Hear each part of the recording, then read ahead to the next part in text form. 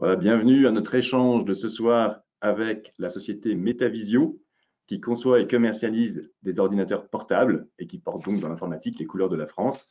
Alors, bonsoir à deux de ses dirigeants. Alors, vous, Stéphane Français, vous êtes le directeur général et le fondateur. Bonsoir. Bonsoir. Et vous, Jean-Baptiste Agoulon, vous êtes le responsable financier et des relations avec les investisseurs. Bonsoir aussi à vous. Bonsoir. Merci beaucoup pour votre présence. Alors, une de vos actualités, c'est le transfert de vos titres sur Euronext Growth et l'augmentation de capital qui l'accompagne.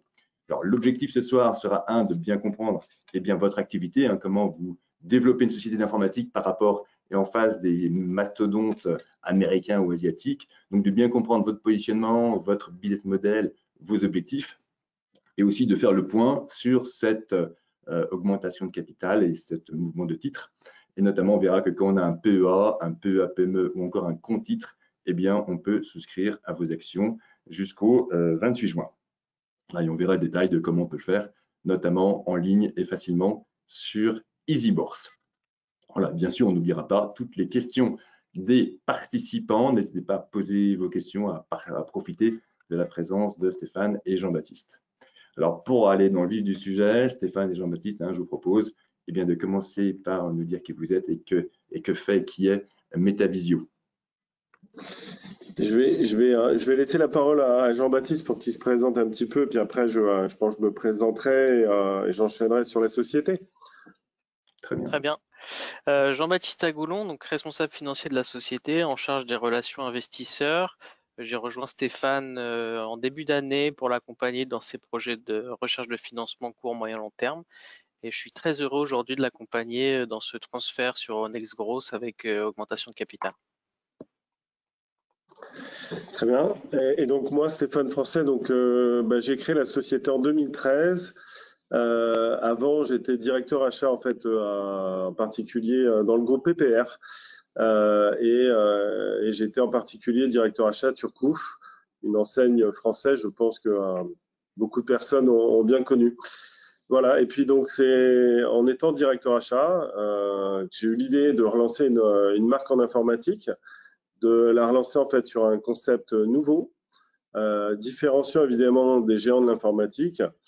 Et je vais juste vous donner quelques chiffres pour commencer en fait sur le marché, pour ensuite vous expliquer le concept de la société. Mais on parle d'un marché de 244 milliards de dollars de chiffre d'affaires à l'année, de 288 millions d'ordinateurs à l'année. Et en fait, l'idée de Metavisio, de Thomson Computing, c'est globalement, et on va le développer dans la présentation, et je veux bien que tu commences la présentation, Jean-Baptiste.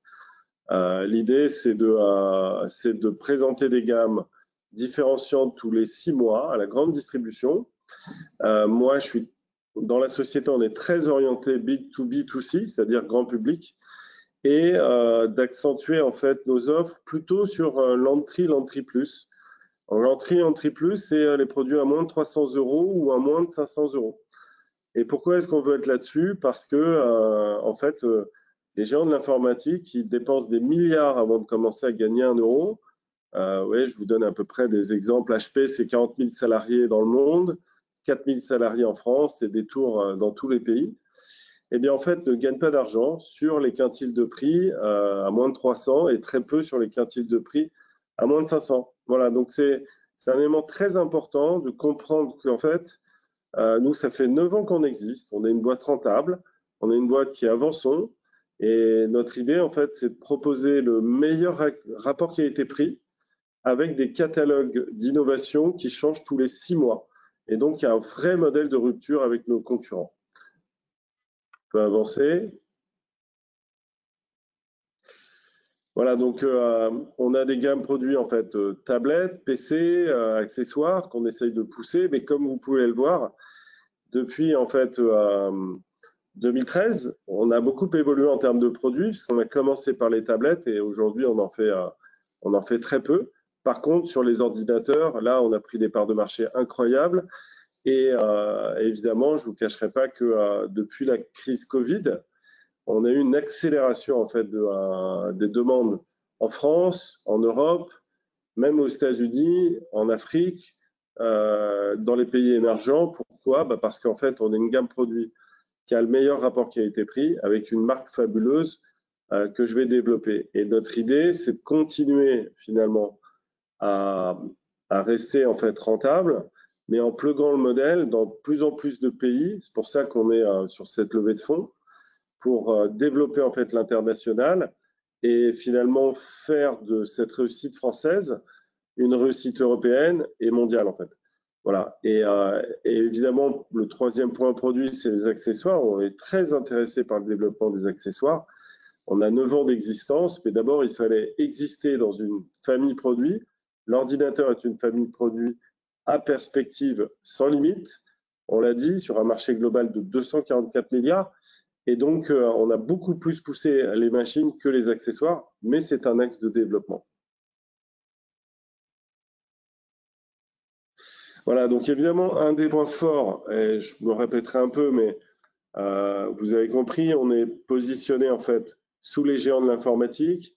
On est à moins de 500 euros, à moins de 300 euros, et en France, on est même numéro 1. Vous verrez les GFK en fait françaises. Mais en fait, cette réussite, elle est liée à un concept, donc un concept de gamme de produits qui évolue tous les 6 mois, contrairement en fait aux gammes de nos concurrents, mais aussi un concept appuyé par l'usage de la marque Thomson. Donc en fait, ça a été évidemment une des idées premières de la société en 2013, c'était de créer un business model face à ces géants américains et chinois, taïwanais et chinois, avec une grande marque. Et donc dès le départ, moi j'ai œuvré pour récupérer la marque Thomson. J'ai un contrat de licence qui était en fait que pour l'Europe au départ, maintenant qui est un contrat mondial. Je l'ai pour 15 ans. Si je veux l'avoir pour 30 ans, je l'aurai pour 30 ans. Et l'avantage de ça, c'est qu'en fait, l'informatique, c'est un marché qui est extrêmement protégé par Microsoft, protégé par Intel.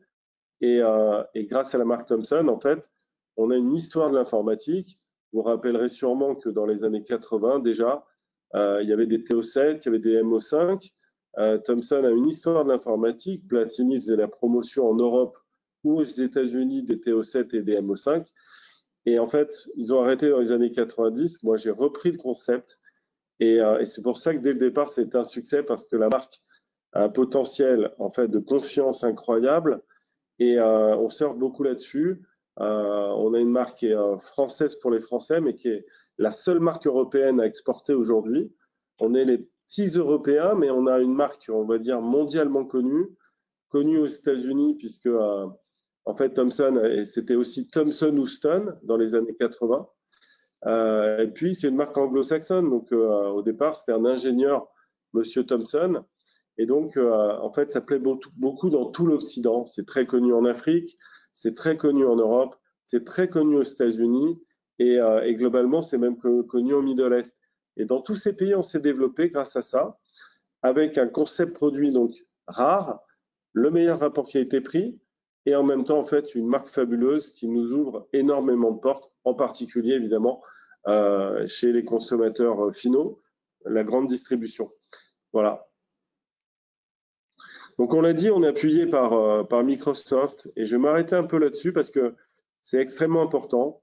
On a signé des contrats avec Qualcomm, avec Microsoft, avec Intel, et ce n'est pas des petits contrats. On a un contrat de fabricant avec Microsoft, par exemple, qui est le même contrat que nos concurrents, Asus, Acer, Lenovo, HP, qui nous donnent en fait le même niveau de remise sur les licences Microsoft.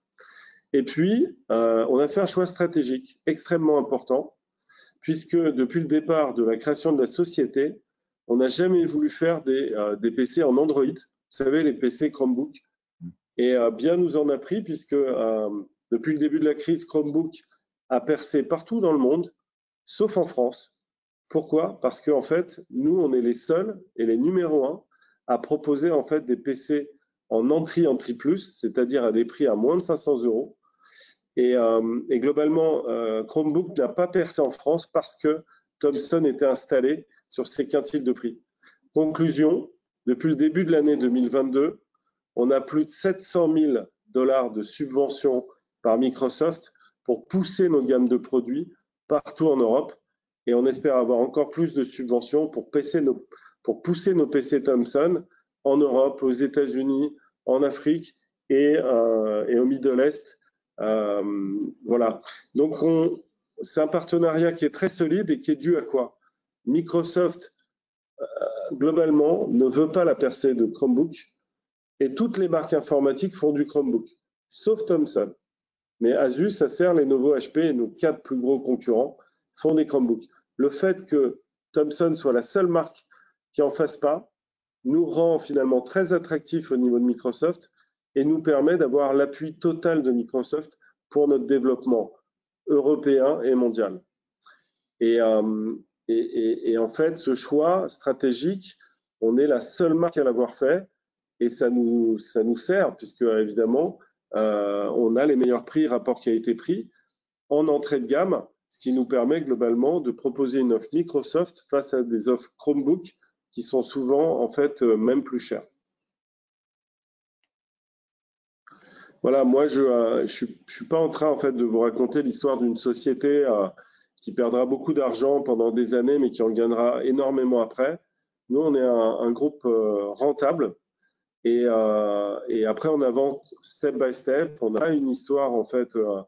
On sera pas Apple, hein, mais par contre, on a un schéma qui est rentable avec une clientèle qui nous suit, une clientèle qui est ouverte déjà sur les 4 continents et une clientèle globalement qu'on a envie en fait d'accompagner et qui nous choisit de plus en plus de PC puisque en fait nos GFK en particulier en France montrent qu'une marque française, une marque européenne est capable en fait d'être numéro 1 des ventes sur le segment à moins de 300 et depuis l'année dernière à moins de 500.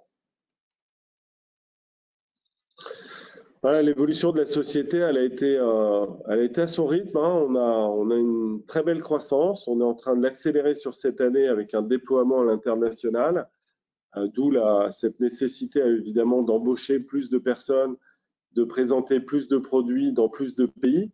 On est un petit peu la réponse à cette baisse du pouvoir d'achat et en même temps à cette demande qui a lieu depuis le Covid, où un petit peu l'humanité s'est réveillée en se disant en fait, le meilleur produit au monde, c'est l'ordinateur, qu'il soit portable ou desk. Mais globalement, j'ai pas envie de trop dépenser parce que avant, on avait besoin d'un ordinateur par famille. Maintenant, on sait qu'on a besoin en fait d'un ordinateur par personne. Par exemple, moi, j'ai un fils de 12 ans. Pendant le Covid, donc il avait 10 ans, il m'a demandé un ordinateur pour communiquer avec ses grands-parents, pour communiquer avec ses amis, pour communiquer aussi avec l'école. Donc on a vraiment maintenant vulgarisé l'usage de l'ordinateur et c'est vrai que la crise avec le confinement, avec le télétravail, avec l'usage que tout le monde a fait de l'ordinateur, puisqu'il y a le micro, il y a la caméra, tout est intégré, et bien en fait l'usage s'est multiplié. Mais en même temps, je dois dire quelque chose, c'est que effectivement, les prix des composants ont augmenté. Les géants de l'informatique ont eu des ruptures, et je reviendrai là-dessus pour nous. Et globalement, vous avez dû vous apercevoir qu'en fait, les prix ont augmenté.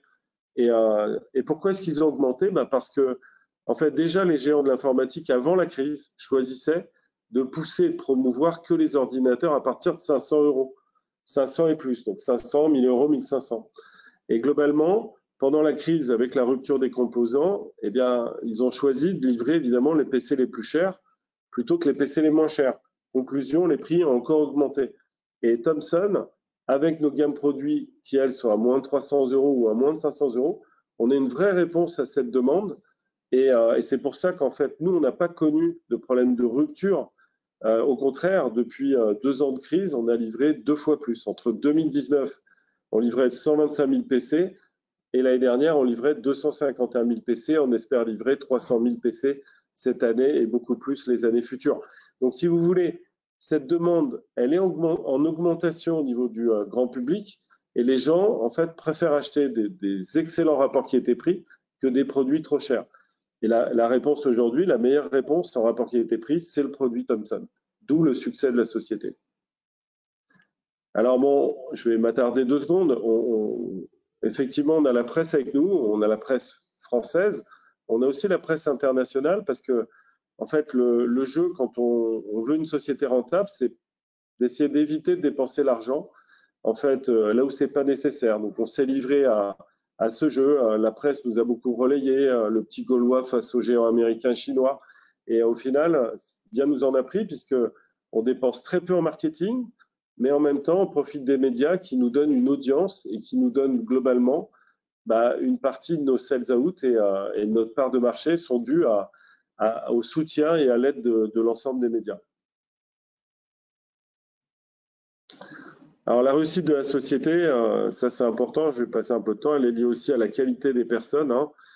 C'est pas effectivement, il y a eu une vision, je le répète, en fait de gamme qui pouvait changer tous les 6 mois en termes de technologie, en intégrant des Wi-Fi 6, en intégrant des produits 4G, en intégrant sans être trop cher. C'est le concept associé à la marque Thomson, mais rien n'aurait été évidemment possible sans en fait un management de qualité et je dirais même un ensemble de salariés de la société et même actionnaires de la société à terme que je souhaite, puisque je souhaite que tout le monde devienne actionnaire au bout d'un moment.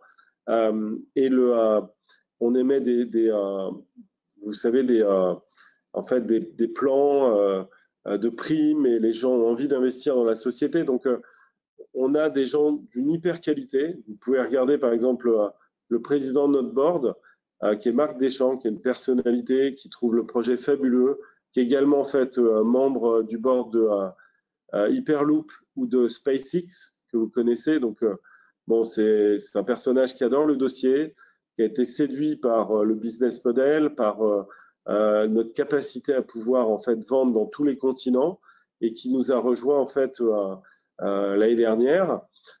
C'est quelqu'un qui par exemple nous a permis de signer le contrat avec la marque américaine Qualcomm. Et donc on est par exemple on a été les premiers à sortir des ordinateurs en fait ARM, vous savez, à conception ARM que va sortir Apple bientôt. Nous, ça fait déjà 3 ans qu'on les vend. Et ce contrat, on l'a eu grâce à Marc. On a en fait la directrice achat qui est extrêmement inspirée et qui a toujours des idées fabuleuses. On a notre directrice comptabilité, pareil, qui est extrêmement impliquée dans la société. Notre directeur R&D, Sylvain, qui a toujours des idées produits, de l'innovation, mais toujours en maîtrisant les coûts. Un Jean-Baptiste qui s'est présenté tout à l'heure, qui vient de nous rejoindre. Et puis un Meng Shu qui est historique dans la société, qui est notre designer produit et qui nous permet en fait d'avoir des concepts produits extrêmement fins et d'un niveau, on va dire, de qualité visuelle et esthétique extrêmement élevé. La société, elle est constituée avec, vous savez, on est 40 aujourd'hui, on n'est pas très nombreux. C'est pour ça qu'on veut embaucher, c'est pour ça qu'on veut, d'ici à peut-être 15 mois, doubler l'effectif pour pouvoir en fait être présent dans plus de pays. Et vous voyez la qualité des gens qui sont dans cette société, elle est extrêmement élevée. Vous avez un Nicolas de Saint-Rémy, directeur de l'export, qui est l'ancien directeur de Verbatim. Vous avez un Nicolas Chevalier qui fait un travail merveilleux avec son équipe sur tous les clients français. Vous avez des exemples comme Kim Colby, qui est en fait un commercial qui est au Danemark, mais qui est l'ancien directeur commercial de Medion et de Trextor, qui était une marque allemande qui faisait du PC. Conclusion, grâce à des personnes comme ça, on ouvre en ce moment en fait au moins 2 pays par mois, avec à chaque fois des commandes.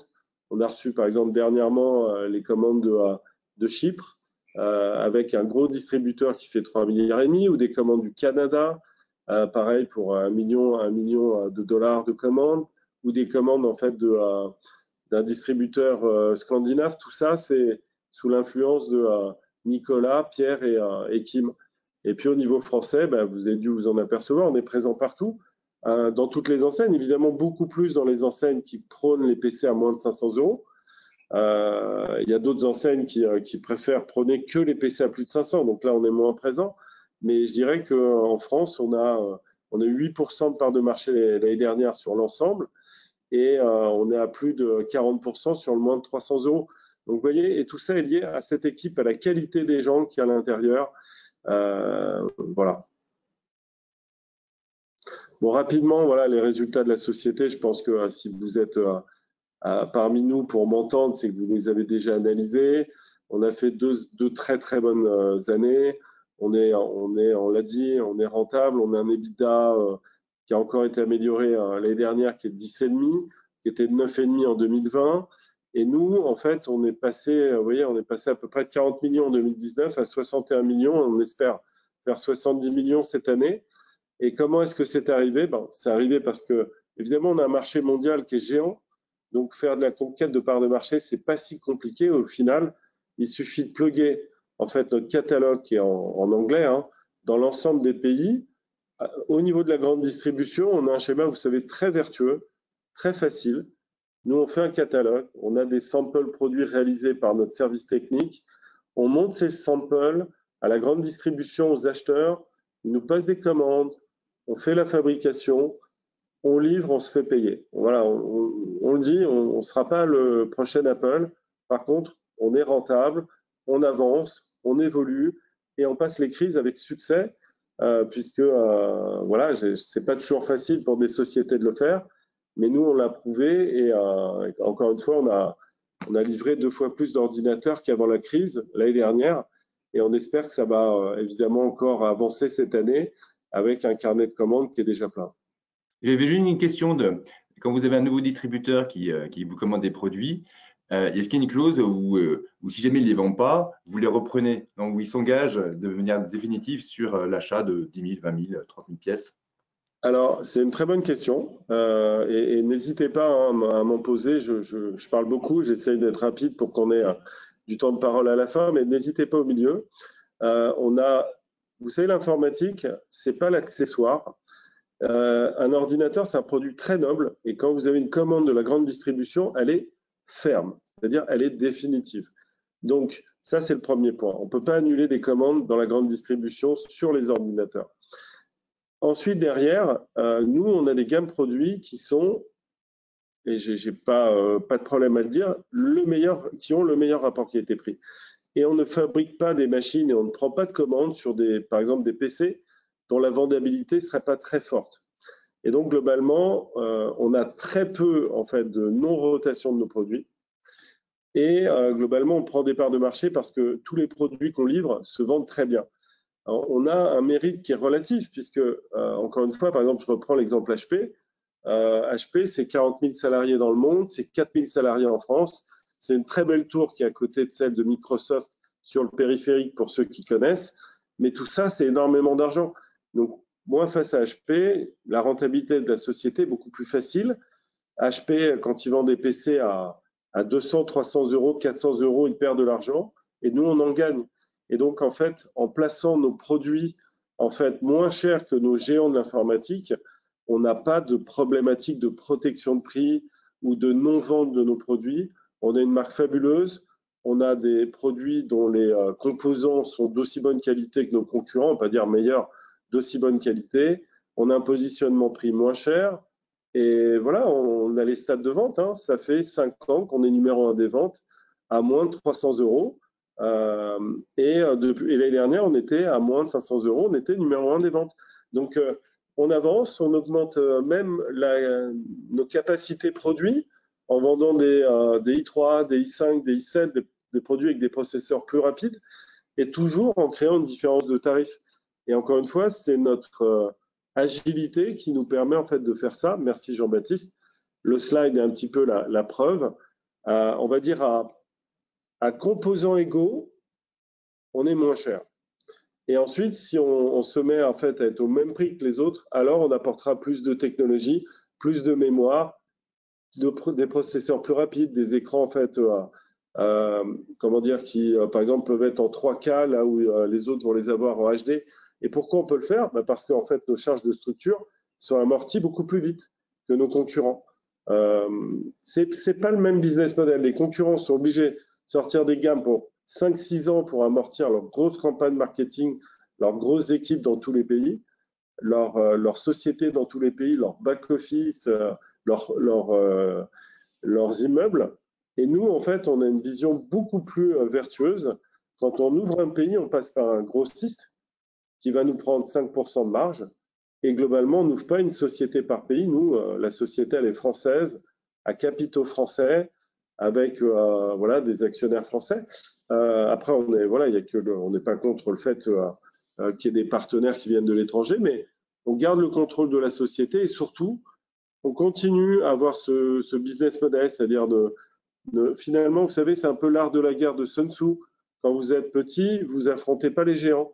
Et quand nous, on est placé en fait à moins de 500 €, sachant que les géants n'ont pas trop envie de vendre ces PC-là, bah finalement, on est un peu tout seul, on est un petit peu avec eux. Mais je veux dire, on ne les gêne pas réellement. Et ce business model marche depuis 9 ans.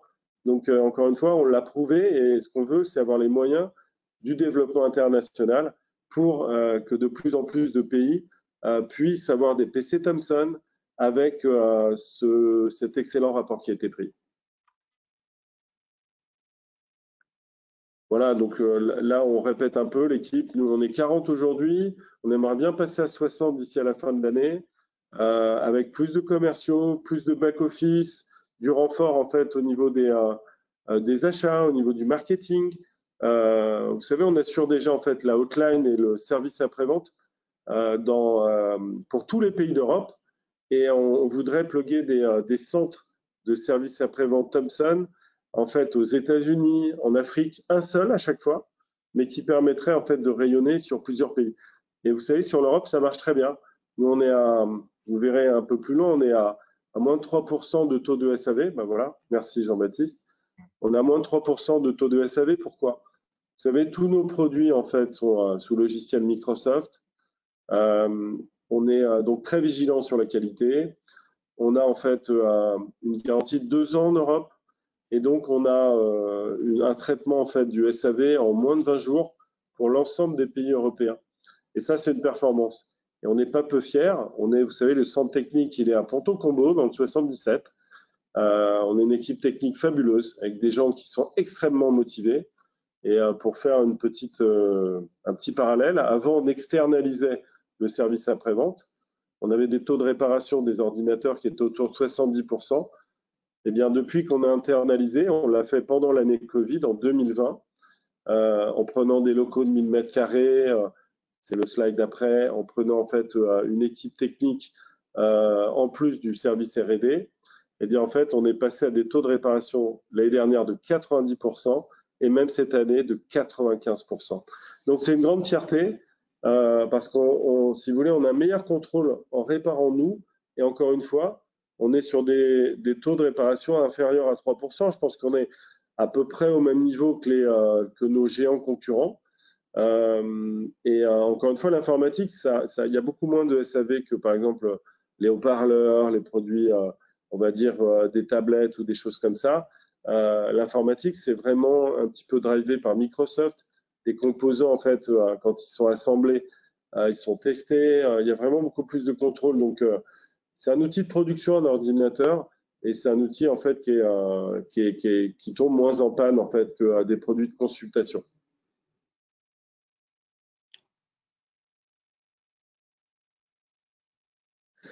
Voilà, en termes d'environnement, de RSE, bon, nous on a toujours fait des choses dans ce sens-là. Avant d'avoir notre centre SAV, notre centre d'assemblage français, on avait signé déjà un partenariat avec l'Association des Parisiens de France. On les faisait travailler sur des lignes d'assemblage. On a eu quelques dossiers qu'on a fait ensemble. Et puis, en fait, dans nos packaging, on utilise des encres, mais des encres en fait qui sont recyclables. On a en fait une production à faible impact. On a été les premiers à sortir des PC Qualcomm, on l'a dit, une gamme de PC Qualcomm sur toute l'Europe, avec un système en fait d'économie d'énergie. Comme vous le savez, en fait, les processeurs Qualcomm, qui sont numéro 1 dans la puce électronique mobile, ont en fait un système d'économie d'énergie. Nous, nos PC, moi, je gère par exemple la société avec un Thomson à processeur Qualcomm et j'ai une autonomie de 15 heures pour la même batterie que j'aurais avec un Intel. Mais c'est vrai qu'avec Qualcomm, on a su faire dans l'économie d'énergie et on continue dans ce sens-là.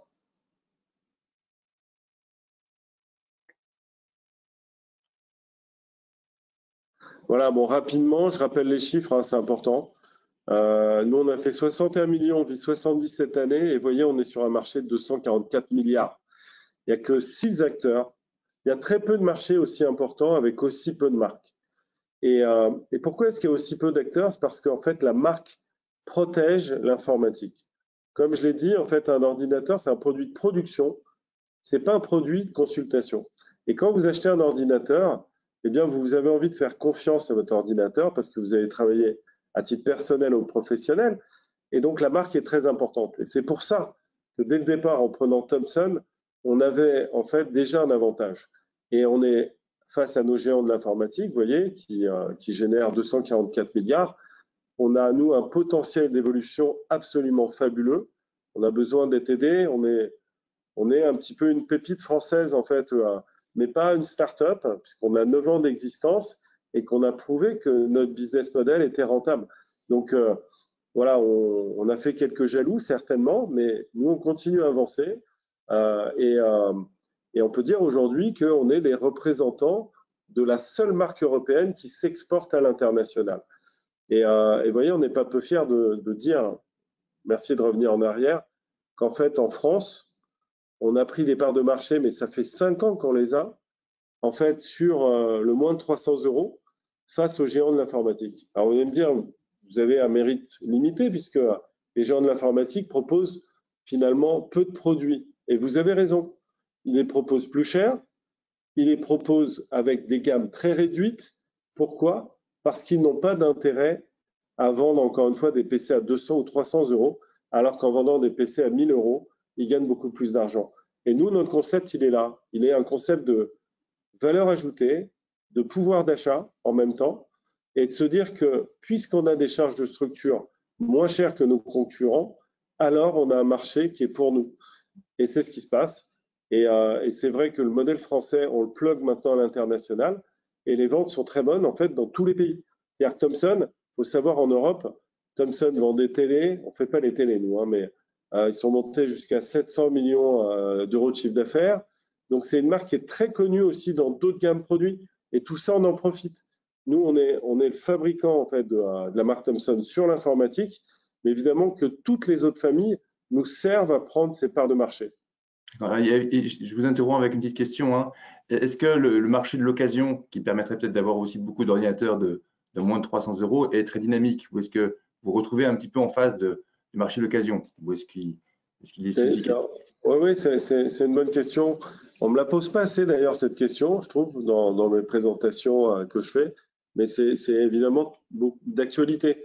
Aujourd'hui, en fait, les géants de l'informatique proposent des produits en fait d'occasion. Mais vous savez, quand vous avez une marque Thomson avec des composants, avec des processeurs Intel, avec de la mémoire SSD, des DDR4 ou des DDR3, et que vous l'avez en fait neuf, garanti 2 ans, au même prix en fait qu'un ordinateur des marques concurrentes qui a déjà été utilisé et qui peut-être arrivera avec un processeur inférieur ou supérieur, mais de toute façon encore plus cher, vous n'êtes pas poussé par en fait ces produits SAV. Et encore une fois, retour SAV.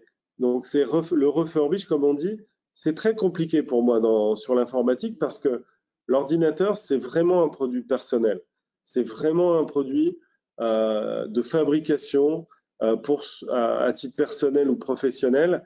Et donc, moi, je pense que, et d'ailleurs, on le prouve quand même, qu'en fait, les gens préfèrent acheter un PC avec un bon rapport qualité-prix neuf qu'un PC d'occasion.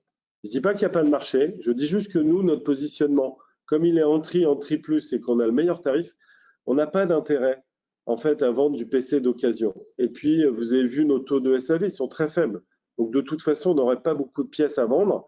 On a des taux de réparation à 90-95%. Donc, je peux vous dire, en termes de SAV, en termes de refurbish, on n'a quasiment pas de produits. On va garder quelques produits des fois qu'on n'arrive pas à réparer, on va les transformer en composants et puis ça va réparer en fait d'autres machines. Non, franchement, à notre niveau, l'idée est bonne, mais comme on a un positionnement pas cher avec des produits neufs, je pense que le grand public préfère acheter nos PC neufs. Et puis, il y a aussi la détérioration de la marque. Quand on vend des PC d'occasion, forcément, il y a plus de risques s'il y a un petit problème technique. Et donc, du coup, peut-être qu'on aurait beaucoup à perdre à essayer de vendre nos quelques PC d'occasion.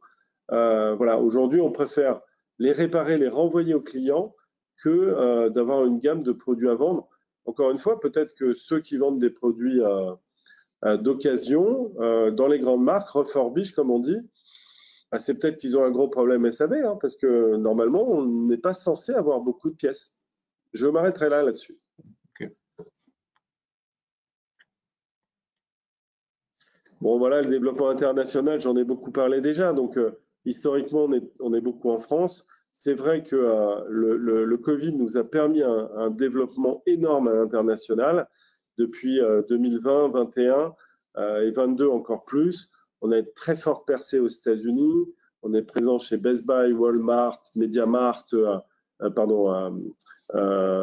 Amazon, BrandSmart, QVC, Circus City. Pourquoi? Parce qu'en fait, encore une fois, les Américains ne sont pas habitués à nos designs, à nos couleurs, à nos rapports qualité-prix, et ils aiment beaucoup. Et comme ils ont une marque à consonance anglo-saxonne, eh bien, ça marche bien. Et puis, sur l'Europe, on l'a dit, hein, on a un développement qui est constant. Et là, on a, pour l'Afrique, par contre, de grosses ambitions parce qu'on on a presque une mission, je dirais, puisqu'on a le PC à 200 € où on gagne de l'argent.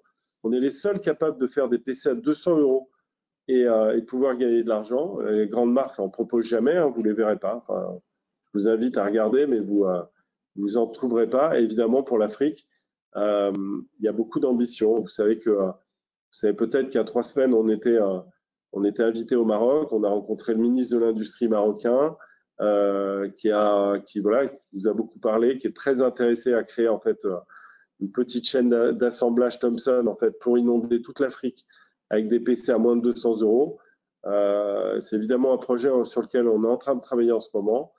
Et je ne vous cache pas que on a beaucoup d'ambition là-bas. J'y suis allé avec Teddy Riner, qui est évidemment une personnalité très connue au Maroc parce c'est l'ami du roi. Et ça nous a ouvert des portes fabuleuses. On a des perspectives en Afrique qui sont fabuleuses. On n'a pas beaucoup développé encore l'Afrique, mais on est au Maroc, c'est tout. Et on a envie de développer, mais voilà, c'est une zone évidemment où on a beaucoup à faire. Voilà, l'Asie, on a des pistes, hein, mais je dirais que c'est un petit peu, c'est un peu pour plus tard. On peut pas tout faire en même temps. Voilà. Puis je reviendrai un peu sur juste un petit détail pour vous faire sourire. Je veux dire, on vend des PC aux Américains. On n'en est pas peu fiers. Hein. Je ne peux pas imaginer des Français vendre des PC aux Américains. C'est un peu comme si je produisais du riz pour les Chinois, quoi. C'est pareil. Hein. Donc c'est une grande victoire française. Et aussi, on vend des PC aux Allemands. De plus en plus, et vous avez dû le lire, on a un contrat Lidl Aldi. On a début juillet, on aura des très grosses commandes. Tous nos produits sont référencés. Encore une fois, on a été choisi par Aldi. Ce sera la marque que Aldi, Lidl vont pousser. Mais vous savez, c'est un contrat mondial, hein, parce que vous savez que Lidl, Aldi sont présents beaucoup évidemment en Europe, mais aussi aux États-Unis. Et pourquoi est-ce qu'ils nous ont choisis? C'est encore pareil. On a le meilleur rapport qui a été pris. On a une marque mondiale. On a en fait une envie d'avancer avec eux et ils sont un peu garants du pouvoir d'achat, comme peuvent l'être aussi des enseignes françaises comme Leclerc, comme Carrefour, comme Auchan. Mais voilà, les Allemands ont choisi, vous imaginez en fait une marque française, les rois de l'industrie en Europe qui choisissent aussi des Français, on n'en est pas peu fiers. Et puis on l'a dit, voilà, en termes de produits, et je pense que je m'arrêterai là après, on s'essaye sur d'autres types de produits. On a été les premiers à sortir des PC Qualcomm en 4G et bientôt en 5G pour la fin d'année. On va sortir des PC, en fait, ils sont déjà sortis, hein, on a les premières commandes, des gamers en fait de 12e génération, mais évidemment avec un décrochage tarif. Donc vous voyez, on en a sous le coude, on a beaucoup de possibilités d'action, mais par contre, je vous le dis, on n'oubliera pas le business model de la société, qui est quand même de plugger la réussite française sur l'Entry Plus, à l'international.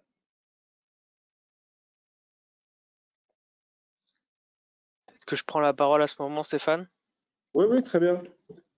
Alors, donc voilà, pour vous présenter le compte de résultat avec des belles variations. Donc, 2020 par rapport à 2021, on a eu plus 28,5% du chiffre d'affaires, une forte dynamique commerciale en 2021, une marge brute qui s'améliore, un EBITDA en forte croissance aussi, donc à 10,5% comme le disait Stéphane, donc à 6 350 000. Un beau résultat d'exploitation, avec des charges personnelles forcément qui augmentent du fait de l'internalisation du SAV, et du coup des charges externes qui diminuent. Un résultat net en léger repli du fait des résultats financiers, hein. Cette croissance a dû être financée et donc on a des charges financières supérieures. Je vous laisserai analyser ensuite. Je me permets de rajouter un point. Justement, on fait cette levée de fonds qu'on limite parce qu'on ne veut pas trop se diluer on va dire à 5 millions, 6 millions maximum. On les fait aussi pour avoir plus de capitaux propres et donc moins de charges financières. Élément important en effet. Sur le bilan. Donc, juste une question, oui. Il y a une question qui a d'ailleurs été posée sur l'évolution du chiffre d'affaires. Vos prix étaient restés à peu près constants ou c'était vraiment une augmentation de volume? Je me permets de répondre, Jean-Baptiste. Bien sûr. Sur les tarifs, en vérité, on a comme les autres marques subi en 2020 une hausse des composants et des transports. Et c'est vrai que nous aussi, on a répercuté cette hausse, mais elle a été répercutée en 2020. Et sur 2021, en vérité, le chiffre d'affaires a été boosté par deux choses. La première, c'est évidemment l'accélération très forte du nombre de produits vendus, parce qu'on a ouvert beaucoup plus de clients et qu'on a livré beaucoup plus, mais également en fait l'accélération en fait du prix de vente moyen des produits, parce qu'on a été prendre de très grosses parts de marché sur le quintile supérieur, c'est-à-dire entre 500 € et 300 €. Et c'est vrai que c'est ces deux paramètres qui ont permis l'accroissement en fait du chiffre d'affaires et évidemment en même temps en fait l'accroissement de la marge. Mais il n'y a pas eu de hausse à périmètre constant sur 2021. On n'a pas, nous, répercuté de hausse supplémentaire sur 2021. On les avait répercutés sur 2020. Sur le bilan, une forte variation que vous pourrez observer sur les total actifs circulants entre 2020 et 2021. Juste pour rappeler qu'on a repris un facteur en 2021, c'est l'impact donc sur le poste créance et sur les dettes, la variation que vous pourrez voir. Nos perspectives pour 2022, donc on a un objectif de chiffre d'affaires de 70 millions, donc en croissance de 15% par rapport à 2021. Un carnet de commandes qui s'étoffe, étant déjà à 45 millions d'euros au 1er avril. Il faut savoir que nous, on travaille sur des engagements clients entre 3 et 6 mois, même parfois un an sur certains projets d'affaires. Ayant un cycle de production assez court, on peut se permettre d'avoir des engagements clients court-moyen terme. Et comme le dit Stéphane, donc un levier de croissance important à l'export avec de nouveaux pays ouverts comme le Canada, l'Inde, la Scandinavie, la Grande-Bretagne et les Philippines. Notre ambition long terme, horizon 2026, donc franchir le cap des 120 millions d'euros, c'est également pour ça qu'on veut aller sur le marché Euronext Growth pour accompagner cette dynamique et nous permettre de développer la part export. Comme vous le voyez, en 2021, on avait 59% du chiffre d'affaires fait en France et 41% à l'international. Horizon 2026, on s'attend à ce que l'international prenne le pas en représentant 60% de notre chiffre d'affaires. Pour les caractéristiques de l'opération, je laisse Jean-Yves vous les donner. Merci Jean-Baptiste. Oui, alors bonjour à tous, Jean-Yves Barbara. Je fais partie d'Actifin, un des partenaires qui accompagne Metavisio dans cette opération. Je suis content de vous parler, de vous présenter rapidement les modalités de l'opération qui est en cours. Donc l'action est cotée actuellement et depuis décembre 2021 sur le segment de marché Access Plus, mais elle passera sur Euronext Growth, donc à l'issue de cette augmentation de capital. Elle passera et elle sera cotée en cotation continue. Ça, c'est un point important à noter. Pour l'instant et au cours de cette opération, elle garde son mnémonique d'Access Plus. Le prix d'émission, le prix proposé pour cette augmentation de capital à laquelle vous pouvez souscrire est de 6,30 €, ce qui représente une décote de un peu plus de 24% par rapport à la moyenne des 10 dernières séances de bourse. Le nombre d'actions de la société s'élève à peu près 6,5 millions d'actions, ce qui valorise Metavisio à 40,7 millions d'euros sur la base du prix de l'offre. L'action, je vous le rappelle, est éligible au PEA-PME de la même manière qu'au PEA classique. Et elle est également labellisée par BPI France comme entreprise innovante, ce qui la rend éligible notamment au FCPI. Un mot rapide sur l'utilisation des fonds levés, on en a parlé, donc 80% dédiés au déploiement international, 20% dédiés à l'innovation. Pour aller un peu plus dans le détail des caractéristiques de l'opération, donc elle fait l'objet d'une part d'une offre au public destinée donc aux investisseurs individuels sous la forme d'une offre à prix ferme, comme on l'a dit, également d'un placement global destiné aux investisseurs institutionnels. Un maximum de 967 460 actions sera émis en cas d'exercice intégral de la clause d'extension, donc en cas de demande supérieure à l'offre initiale, ce qui portera le montant brut de l'opération dans le cas du montant prévu dans l'offre initiale à 5,3 millions d'euros, et si cette clause d'extension est activée, ce qui portera le montant d'augmentation de capital à 6,1 millions d'euros. Il est important de noter que cette opération fait, depuis le début de son lancement, l'objet d'engagement de souscription à hauteur de 3,6 millions d'euros, donc ce qui la sécurise beaucoup. 3,6 millions d'euros, c'est 68% de l'offre initiale, dont 500 000 euros de la part du dirigeant et fondateur Stéphane Français et 3,1 millions d'euros de la part de divers investisseurs institutionnels. En matière d'engagement de conservation, c'est très classique, donc je ne m'y attarde pas. Un petit rappel rapide du calendrier de l'opération. Donc l'offre est ouverte depuis le 16 juin et elle se clôturera mardi 28 juin. Mardi 28 juin en fin de journée. Donc ne tardez pas pour passer vos ordres si l'opération vous séduit. Voilà. Le placement aux institutionnels se clôturera le lendemain, le 29 juin. Et le règlement livraison des actions le 1er juillet pour un début des cotations le 4 juillet sur donc Euronext Growth Paris. Encore un mot sur la structure actionnariale.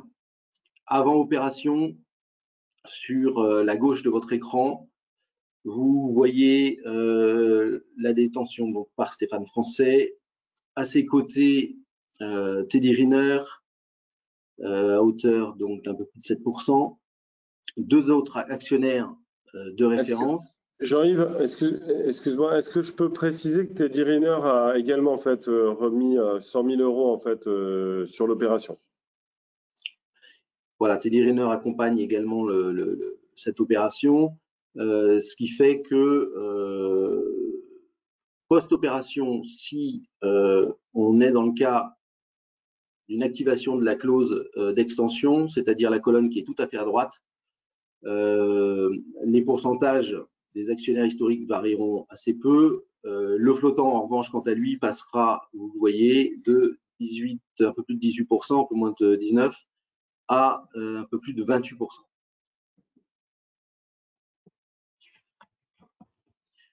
Les partenaires de l'opération, vous les voyez, sont affichés à l'écran. Bien sûr, un listing sponsor, un prestataire de services d'investissement, un conseil juridique, une agence de communication, un commissaire aux comptes. Tout ça est très classique. Je vous propose maintenant de passer à la session de questions-réponses. Alors, je peux juste dire un petit élément complémentaire sur comment ça se passe en une minute quand on est client Bourse. Soit effectivement sur les opérations d'introduction en bourse, augmentation de capital, on a dans sa messagerie un message. Donc là, on retrouve le message Metavisio, et c'est très simple, on n'a qu'à suivre ce qui est dit là, et la souscription est en ligne en quelques clics, et ça se fait sans frais, il n'y a pas de frais de courtage associés. Deuxième possibilité, hein, si vous n'avez pas votre messagerie encore, eh bien tout simplement c'est d'aller dans l'onglet dédié aux introductions en bourse et augmentation de capital, l'onglet introduction en bourse, et là on retrouve l'opération. Il y a le descriptif de l'opération, l'information générale, le champ de saisie, et effectivement là vous dites tout simplement, en l'occurrence ici, combien de titres vous voulez. Donc vous mettez bien sûr, si vous avez plusieurs comptes EasyBourse, hein, vous mettez le compte EasyBourse que vous souhaitez activer. Donc on a vu tout à l'heure qu'on pouvait le faire aussi avec un PEA, PME, et bien sûr aussi un PEA, et bien sûr aussi un compte titre. Voilà. Tout simplement. Voilà, donc je peux remettre la présentation comme tout à l'heure. Voilà, hop. Jean-Baptiste, je t'ai redonné les slides, voilà. Exactement, donc sur les questions, alors qu'est-ce qu'il y avait comme questions qui n'ont pas été abordées? Il y avait une question sur la vente en ligne. Est-ce que vous souhaitez, ou est-ce que vous avez commencé, ou est-ce que vous allez faire de la vente en ligne directe? Alors, je vais évidemment prendre la main pour répondre. Donc, alors, c'est sûr que nous, notre stratégie d'entreprise depuis le départ, c'est vraiment d'être accompagné par les plus gros distributeurs, en fait, plutôt que faire nous-mêmes, en fait, le lien avec le grand public.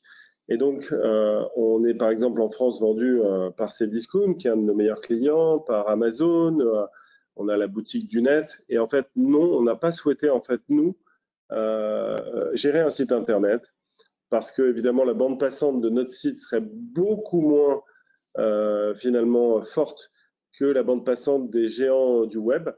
Et donc en fait notre stratégie c'est vraiment de nous concentrer sur l'arrivée des gammes en fait innovantes au meilleur rapport qui était pris, de pousser ça dans la presse, et on se livre, on l'a déjà dit, aux invitations en fait des différents journalistes. Par exemple, je serai sur le magazine en fait de BFM Business le 29. Et en fait, non, on ne fait pas, en fait, pour répondre concrètement à la question, on ne souhaite pas, nous, être en direct, excepté, on pourrait dire qu'on est presque en direct quand on est sous Amazon et qu'on gère nous-mêmes notre compte, mais malgré tout, on reste sur la fenêtre de vente Amazon. Voilà. En fait, on ne fait pas concurrence à nos clients, c'est un peu comment dire, un peu un des leitmotifs de la société. D'accord. Il y a aussi une question sur le profil de vos acheteurs. Donc, bien sûr, c'est un acheteur qui veut acheter un portable pas trop cher. Mais est-ce que c'est, je sais pas, est-ce que c'est un acheteur qui s'y connaît, qui est peut-être plus technique que les autres, qui est plus gamer, c'est plus pour le travail? Et voilà, c'est juste une question sur qu'est-ce qui fait que pour un client qui veut acheter un PC pas trop cher, il y en a un qui va prendre un Chromebook, un autre qui va peut-être prendre un bas de gamme, et un qui va aller sur le vôtre. Alors, en fait, nous, on touche quand même un peu tous les publics, hein, faut le savoir. On est, nous, orienté retail, donc on est moins B2B. Donc, on fait pas des PC, par exemple, particulièrement pour les sociétés. On fait vraiment pour le grand public. Par contre, bah, voilà, tout le monde aujourd'hui a envie d'avoir un beau PC et pas envie forcément de mettre très, très cher. Donc, nous, on fait des produits très design, et en fait, on s'adresse à tout public. En fait, effectivement, on a les enfants, les adolescents en fait qui vont vouloir s'équiper, et les parents ne veulent pas dépenser des 2000 €, 1500 € par enfant. Ça, on a. Après, on a aussi, en fait, évidemment, hein, les couples, les adultes qui veulent s'équiper. Peut-être qu'ils veulent un deuxième PC chez eux parce qu'ils ont le PC de travail. Donc, ils vont prendre un Thomson, pareil, ils ne veulent pas mettre 2000 €. Mais vous savez, on a aussi de plus en plus en fait de personnes qui cherchent des PC à grande vitesse avec des processeurs i3 ou i5 par exemple d'Intel, et ils achètent Thomson parce qu'ils ont des meilleurs rapports qualité-prix. C'est pour ça d'ailleurs que depuis l'année dernière, sur nos ventes de PC, on a vraiment augmenté le prix de vente moyen en allant sur les quintiles de prix entre 300 et 500 €, là où avant on était beaucoup plus sur les PC à moins de 300 €. Donc en fait, on a une évolution aussi, même vers des personnes qui cherchent plus de technologie. Et vous l'avez dit, il y a aussi des gamers qui, au deuxième semestre, quand on va sortir nos PC gamers, vont être intéressés parce que si on est capable de présenter les meilleurs PC avec les meilleurs composants au meilleur prix, je pense qu'on aura aussi les grands spécialistes techniciens de l'informatique en termes de clients. D'accord, merci. Et aussi une question peut-être plus financière. Y a-t-il une réduction d'IR possible, donc d'impôt sur le revenu, pour les particuliers? Alors, c'est une bonne question. Jean-Baptiste, tu peux m'aider ou pas? Parce que mes compétences fiscales sont limitées à une réduction d'IR. Non, je pense que on n'a pas. Alors, par contre, si je me permets de répondre parce pour l'instant, on n'en a pas. Maintenant, je vais vous faire sourire parce que, vous savez, je sollicite le gouvernement. On est une boîte française, on a quand même un gros développement international et avec Teddy Riner, j'ai sollicité en fait le gouvernement français. J'ai pas eu beaucoup d'aide jusqu'à présent, mais grâce à Teddy Riner, c'est presque off, mais je vais vous le dire. On a rendez-vous en fait à l'Élysée le 30 juin pour parler du dossier, peut-être pourquoi pas parler des marchés publics, parler en fait des possibilités d'aide à l'export, à l'international. Donc, est-ce que j'irai aborder la question de l'IR ou de l'IS avec le gouvernement? Je ne sais pas. Pour l'instant, il n'y a pas cette réduction. Mais effectivement, c'est une très bonne question. Vous l'avez sur les pompes à chaleur, pourquoi est-ce qu'on ne l'aurait pas sur les ordinateurs, en particulier Thomson? Très bonne question. C'est vrai que c'est un dispositif qui est souvent sur les sociétés innovantes. En tout cas, quand on est dans un PEA, un PEA PME, et que vous allez faire des plus-values ou des gains sur dividendes ou toutes sortes de gains d'ailleurs sur Metavisio, sachez que dans le cas du PEA PME, qui a plus de 5 ans d'âge, eh bien, vous n'avez pas du tout d'IR. Voilà, petit complément. Écoutez, je crois qu'on a fait à peu près le tour. Si je n'ai pas plus de questions, il va bien sûr, je remercie bien sûr tous les participants et tous ceux qui ont posé des questions. Et bien sûr, vous, Stéphane et Jean-Baptiste, pour vos explications très claires. C'est un projet qui est assez étonnant, assez fabuleux, comme vous dites. Voilà, très stimulant. Donc, merci beaucoup pour Merci beaucoup. Merci à tous. Bonne soirée et à bientôt, j'espère. Voilà. Encore merci. Au revoir. Au revoir.